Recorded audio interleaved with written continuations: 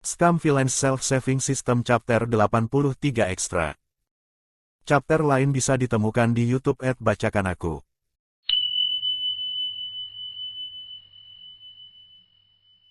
Keesokan paginya, orang pertama yang membuka matanya adalah Luo Binghe. Wajah pucatnya telah berwarna, dan dia terlihat jauh lebih baik daripada malam sebelumnya. Sebaliknya, Shen Qingqiu, yang masih bersemangat sebelum tidur, terbangun dalam keadaan canggung masih memeluk Luo Binghe. Dia tampak kelelahan. Shen Qingqiu telah memberikan energi spiritual kepada Luo Binghe sepanjang malam, tidak pernah berhenti sampai dia akhirnya tertidur dalam keadaan linglung. Bulu mata Luo Binghe perlahan terbuka lebar. Dia menatap Shen Qingqiu dengan ekspresi yang rumit sesaat sebelum dia mengulurkan tangannya untuk menjauhkan lengan Shen Qingqiu. Tindakannya mengejutkan Shen Qingqiu saat bangun, dan Luo Binghe mengambil kesempatan itu untuk bangun dari tempat tidur. Shen Qingqiu bingung. Luo Binghe tidak akan bergeming, tidak peduli bagaimana dia mencoba untuk mengusirnya sebelumnya, tetapi hari ini, dia benar-benar mengambil inisiatif untuk bangun. Dia mencubit batang hidungnya dan mengerutkan kening. Kenapa kamu bangun pagi sekali? Membuat sarapan, jangan lakukan hari ini.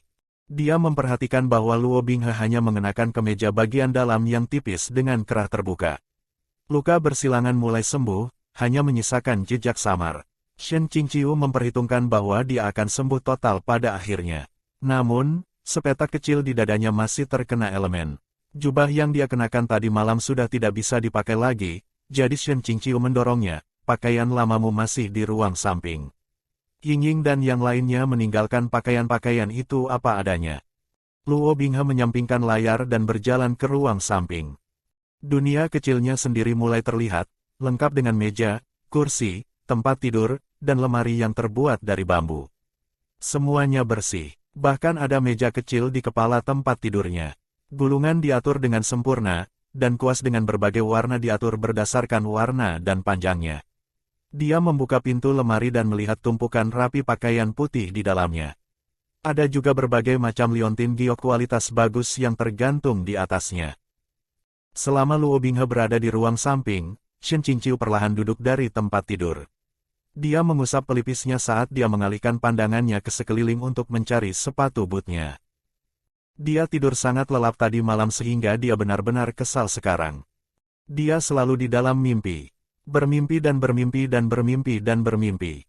Bahkan sejarah hitam yang memalukan tentang pergi ke kota Suanghu untuk melenyapkan Skinner telah muncul dalam mimpinya. Dan, dia bahkan mimpi bermimpi dalam mimpinya.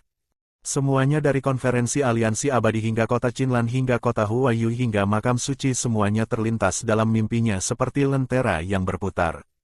Bahkan, ada mimpi saat dia dihajar, saat dia muntah darah, saat rerumputan tumbuh di sekujur tubuhnya.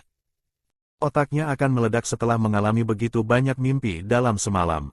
Itu pasti karena dia sedang memberikan energi spiritual kepada Luo Binghe saat tidur. Jika pikirannya tidak stabil, orang yang tidur di dekatnya juga akan menderita. Saat ini, Luo Binghe sudah selesai berpakaian dan berjalan keluar dari ruang samping. Shen Qingqiu masih belum menemukan sepatunya, jadi dia menyerah begitu saja. Dia memberi isyarat kepada Luo Binghe, dan ketika ia berjalan ke sisi tempat tidur, Shen Qingqiu bergerak untuk menariknya ke bawah. Luo Binghe tidak bergerak, tetapi bertanya dengan cemberut, "Apa yang kau lakukan?" Shen Qingqiu mengeluarkan pita rambut dan sisir kayu dari bawah bantal dan menjawab, "Menurutmu apa yang kulakukan?" Baru kemudian Luo Binghe dengan patuh duduk di depan Shen Qingqiu, melihat sekeliling dan mengamati bambu yang ada. Shen Qingqiu dengan santai bertanya sambil menyisir rambut Luo Binghe. "Apa yang kau amati?" Mata Luo Binghe masih tajam dan dingin, tetapi nadanya melembut saat dia berkata, "Aku selalu terburu-buru setiap kali aku kembali ke puncak Qingqing beberapa tahun terakhir ini, jadi aku tidak pernah punya kesempatan untuk melihatnya dengan baik."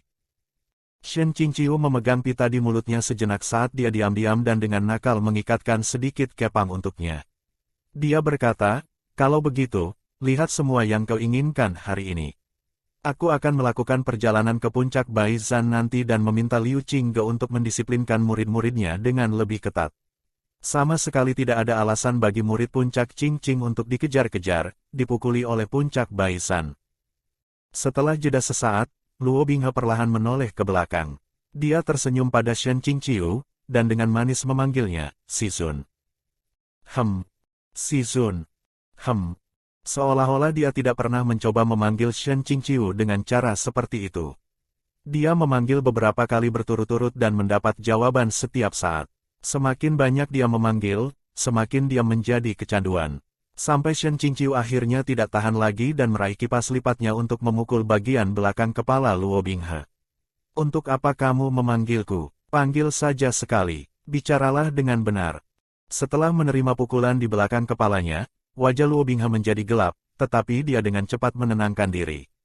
Dia tersenyum samar dan mengalihkan pandangannya ke samping, bertanya, apakah Sizun tidur nyenyak tadi malam? Bagaimana aku bisa tidur nyenyak saat aku memelukmu? Shen Qingqiu menjawab dengan nada ringan. Hanya beberapa mimpi masa lalu. Luo Binghe berkata, lalu, bagaimana kalau aku memelukmu saat tidur di lain waktu? Kata-kata seperti itu datang dengan begitu mudahnya. Shen Qingqiu menyelesaikan tugasnya dan menepuk kepala Luo Binghe sebelum mendorongnya dari tempat tidur. Pergilah. Shen Qingqiu pergi ke puncak Baizan seperti yang dijanjikan. Dia adalah wajah yang akrab di sana dan tahu jalannya, jadi dia bahkan tidak membutuhkan kartu kunjungan untuk menyampaikan pemberitahuan kunjungannya. Dia merapikan penampilannya dan pergi setelah mengambil beberapa suapan bubur yang telah disajikan Ming Fan. Luo Binghe harus tetap tinggal di rumah bambu dengan instruksi untuk, dengan patuh menunggu tuan ini kembali. Namun, bagaimana dia bisa benar-benar mau menurut dan menunggu? Saat membuka pintu, dia melihat sosok mungil dalam warna oranye melompat ke arahnya. Luo Binghe melihat lebih dekat, lalu berseri-seri dan berseru, Ying-Ying. Siapa yang mengira Ning Ying-Ying menggigil dan menjadi pucat karena ketakutan? Luo, apa yang salah denganmu? Apakah kamu melukai kepalamu? Kenapa kamu memanggilku begitu? Di dunia ini, apa itu Ying-Ying? Itu sangat menakutkan. Luo Binghe speechless. Wajah Ning Ying-Ying masih penuh ketakutan. Kenapa kamu tidak memanggilku Ning Se-Cie? Luo Binghe, Ning Se-Cie. Se-Cie ini diucapkan dengan gigi terkatup, tetapi Ning Ying-Ying menghela nafas lega. Menepuk dadanya, dia menguliahinya. Begitulah seharusnya, tidak seperti kamu yang tiba-tiba mengubah caramu memanggilku. Sizun mungkin menyayangimu, tetapi kamu harus selalu berhati-hati untuk menunjukkan dan menghormati seniormu.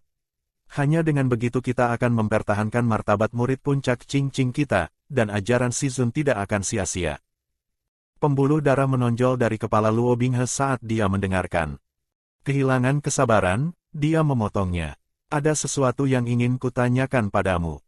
Ekspresi pengertian muncul di wajah Ning Ying-Ying. Dengan lambaian tangannya, dia dengan sungguh-sungguh menyerahkan kemoceng dan sapu tadi ke tangan Luo Binghe. Dia berkata, Se-Cie tahu. Ini. Luo Binghe speechless. Ning Ying-Ying berkata dengan tulus, Luo, tolong jangan pedulikan aku. Aku sadar bahwa kamu selalu ingin membereskan tempat tinggal Sizun sendiri. Namun, kamu dan Sizun telah pergi berhari-hari jadi Dasesiung dan aku hanya bisa mengambil alih untukmu dulu. Tetapi karena kamu kembali, aku akan menyerahkan tugas kepadamu. Se-Cie tidak akan berebut denganmu untuk tugas itu. Se-Cie sangat paham soal ini. Persetan, kau tahu. Luo Binghe berbalik dan berjalan ke puncak Xiansu. Murid-murid puncak Xiansu selalu menyambutnya, dimanapun mereka berada. Di masa lalu, Shen Qingqiu sering menyuruh Luo Binghe berkeliling dan mengirimnya untuk berbagai keperluan. Dengan demikian, wajahnya sudah familiar di puncak Xiansu. Dari waktu ke waktu, dia akan pergi untuk menyampaikan pesan, meminta kehadiran seseorang, atau meminjam sesuatu. Murid laki-laki dari puncak lainnya akan lebih kurang menyelinap setiap kali mereka datang ke puncak Xiansu, mereka akan mengintip di sana-sini sampai mereka mengintip ke dalam kamar peri yang indah dan bahkan ke pemandian. Namun, tentu saja, mereka bahkan tidak sampai ke pemandian sebelum mereka dibiip sampai mati oleh deretan pedang para peri cantik yang bingung. Hanya Luo Binghe yang akan memperlakukan mereka dengan hormat dan menjaga jarak dari mereka setiap kali dia datang ke puncak mereka, jadi dia menjadi sangat dihormati di antara orang-orang di puncak Xiansu.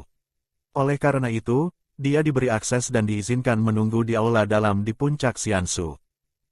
Mingyan yang bercadar membungkuk memberi hormat padanya, menyapa, Luo Sesiung. Sebelum Luo Binghe dapat berbicara, Liu Mingyan mengangguk kepadanya dan berkata, apakah Luo Sesiung di sini atas perintah Shen Sibo untuk mengundang Si Zun? Mohon tunggu di sini sebentar. Saya akan kembali setelah saya selesai mengatur pertemuan dengan kawan-kawan dari biara Tianyi ini. Kawan yang dia bicarakan persisnya adalah 3 biarawati Tao yang cantik itu. Mereka berputar-putar di sekitar Liu Mingyan dengan tubuh jam pasir mereka yang halus terbungkus jubah aquamarin. 3 pasang mata cerah menatap Luo Binghe. Suatu waktu, mereka akan berbisik di antara mereka sendiri, dan saat berikutnya, mereka akan menghentakkan kaki mereka dengan pipi yang memerah. Mereka seperti 3 bunga biru cemerlang yang berputar di sekitar teratai yang tegak dan murni, berkibar tertiup angin, cekikikan dan berkuda saat mereka pergi sambil meringkuk bersama. Luo Binghe menunggu dengan sabar sampai Liu Mingyan kembali. Setelah berdiri beberapa saat, dia tiba-tiba melihat sebuah sudut buku yang mengintip dari bawah tumpukan gulungan yang berantakan di meja. Itu jelas didorong ke bawah dengan tergesa-gesa. Bahkan, Liu Mingyan menyembunyikan sesuatu. Dia dengan santai mengeluarkan buklet yang tersembunyi itu dan meliriknya sekilas. Dia menganggap sampulnya mencolok, dan ketiga karakter judul itu bahkan lebih berkerut daripada karakter sebelumnya. Dia mengerutkan kening, tetapi ketika dia melihat penulis menandatangani sebagai Liu Sumianhua, dia tersenyum dan membuka buklet. Ketika Shen Qingqiu kembali setelah dia selesai berbicara dari hati ke hati sambil minum teh di puncak Baizan, Luo Binghe sudah menunggunya di rumah bambu. Begitu dia melangkah melewati pintu, dia merasakan 2 garis pandang yang terbakar dan panas diarahkan padanya. Shen Qingqiu speechless. Kenapa dia tiba-tiba takut menutup pintu? Luo Binghe sedang berbaring di tempat tidur dan berkata sambil tersenyum, ada apa? Mengapa Si Zun tidak datang? Nada suaranya masih lembut dengan nada keluhan, tetapi tatapannya menceritakan kisah yang berbeda. Dia mengamati Shen Qingqiu seolah-olah dia belum pernah melihat yang terakhir sebelumnya. Seolah-olah dia akan mengulitinya hidup-hidup dengan tatapannya. Shen Qingqiu memiliki kulit yang indah, bahunya tidak lebar atau tebal, dan dia memiliki pinggang yang ramping dan kaki yang panjang. Di bawah lapisan demi lapisan pakaian hijau yang merupakan pakaian dari puncak Qingqing, dia memotong sosok yang anggun, tenang, dan menawan. Tepat sekali, dia memiliki pesona. Shen Qingqiu menutup pintu rumah bambu dengan tangan terbuka. Dia belum mencapai jarak 5 langkah dari Luo Binghe ketika dia merasa dirinya ditarik tepat ke pelukan Luo Binghe. Cengkeraman di pinggangnya menegang. Tangan Luo Binghe tergelincir ke sisi pinggangnya, membelai dan menguleni sesekali. Tangan, terima kasih, tanganmu. Shen Qingqiu dengan punggung tangan menggenggam cakar Luo Binghe. Memanfaatkan momentum, Luo Binghe memutarnya, dan Shen Qingqiu entah bagaimana akhirnya duduk di atas paha Luo Binghe dengan kakinya terbuka lebar. Dia terjebak. Saat berikutnya, Luo Binghe meraba lehernya dan menekannya, mengunci bibir Shen Qingqiu dengan bibirnya. Dia tidak berani bergerak. Wodepak, dia benar-benar tidak berani bergerak di posisi ini. Sebenarnya, keduanya telah melakukan tindakan yang lebih eksplisit dari ini, tetapi terakhir kali adalah kasus khusus karena bencana sudah dekat, jadi Shen Qingqiu telah mengesampingkan rasa malu dan keberatannya. Luo Binghe sudah cukup dekat dengannya selama setengah bulan terakhir yang mereka habiskan di alam iblis, tetapi apakah itu karena rasa malu atau alasan lain, dia tidak melakukan apapun yang melanggar batas. Waktu ini, lokasi ini, seluruh situasi ini adalah masalah yang sama sekali berbeda. Matahari belum terbenam. Apakah benar-benar baik untuk terlibat dalam aktivitas yang menggerahkan di siang hari? Mungkinkah anak ini tidak bisa lagi menahan keinginannya? Shen Qingqiu tidak terbiasa menempel sedekat ini dengan orang-orang ketika mereka masih terjaga. Namun, Luo Binghe seperti boneka porselen rapuh yang akan pecah dengan satu sentuhan, dia pasti tidak bisa menerima pukulan lagi.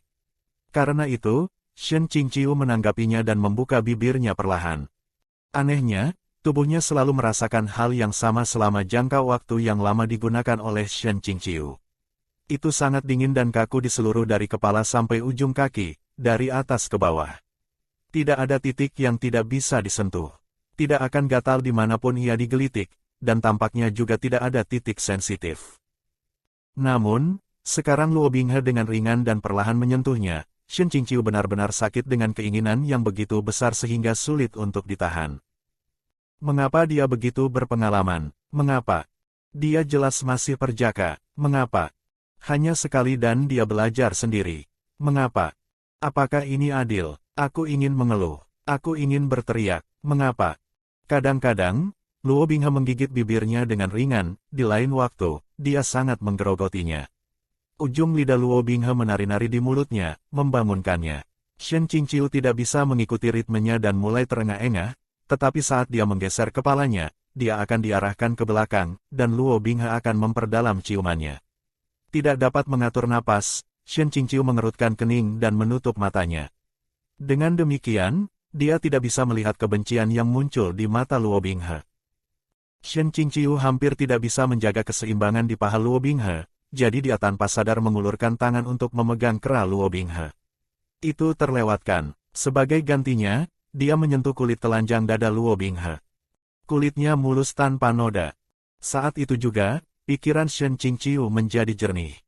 Dengan ledakan kekuatan yang tiba-tiba di telapak tangannya, dia mengarahkan serangan kritis ke jantung Luo Binghe.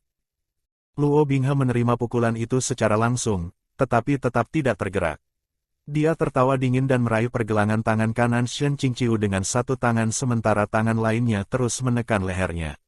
Memegang Shen Qingqiu, dia dengan cekatan berbalik dan berguling ke tempat tidur dengan tubuhnya di atas. Dengan senyuman di wajahnya, dia menatap Shen Qingqiu dan bertanya, "Ada apa, Shizun? Bukankah kau sangat mencintaiku? Mengapa kau tidak menyerahkan dirimu padaku?" Persetan dengan pria itu, Shen Qingqiu bersumpah serapah. Enyahlah. Luo Binghe beralih dari menciumnya menjadi merobek bibirnya. Rasa logam darah langsung memenuhi mulut Shen Qingqiu. Dia membentuk mantra dengan tangan kirinya dan memanggil Xiuya yang ada di atas meja. Gerakan Luo Binghe sedikit lamban, dan Shen Qingqiu mengambil kesempatan untuk mengangkat kakinya dan menendang dadanya. Sebelum dia bisa bangkit, dia merasakan cengkeraman di pergelangan kakinya dan melihat ke belakang.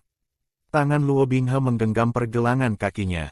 Dalam satu gerakan berani, dia menarik Shen Qingqiu mundur ke bawah tubuhnya lagi. Segera setelah itu, dia meluruskan tubuh Shen Qingqiu, menggenggam betisnya dan menekuknya ke dadanya, menjepitnya. Seluruh rangkaian tindakan diselesaikan dalam sekali jalan. Shen Qingqiu membentak, "Di mana dia?" Luo Binghe memiringkan kepalanya dan berkata, "Siapa yang kau tanyakan? Jika yang kamu maksud adalah aku, apakah aku tidak di sini?" Shen Qingqiu tiba-tiba mengendurkan nada bicaranya dan bertanya, "Bagaimana kamu bisa sampai di sini?" Luo Binghe memainkan rambutnya dan berkata, "Daripada itu, yang ingin ku ketahui adalah bagaimana Shizun bisa tahu." Wodepak, tolong, bekas luka di telapak tangan dan dada Luo Binghe, dialah orang yang menciptakannya saat itu. Shen Qingqiu menjawab, "Kamu benar-benar ingin tahu?" Luo Binghe menurunkan dan menekan tubuhnya ke bawah pada Shen Qingqiu dan berkata dengan nada dingin, tetapi provokatif, "Lupakan jika kamu tidak ingin memberitahuku. Kita punya banyak waktu untuk memikirkannya secara perlahan." Shen Qingqiu berkata, "Lalu, bagaimana kalau kamu berbalik dan melihat sendiri?" Lengkungan di bibir Luo Binghe tiba-tiba membeku. Karena khawatir, dia dengan hati-hati berbalik. Dalam setengah kegelapan, wajah yang seperti cermin dirinya mendekat. Wajah yang sangat dingin seperti es hingga membuat tulang merinding. Namun, sepasang mata itu seperti api jiwa, mengamuk dan merah padam.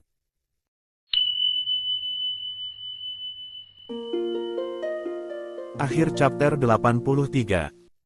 Jika Anda suka video ini, silakan like dan subscribe akun YouTube @bacakanaku untuk mendapatkan update audio novel lainnya. Terima kasih.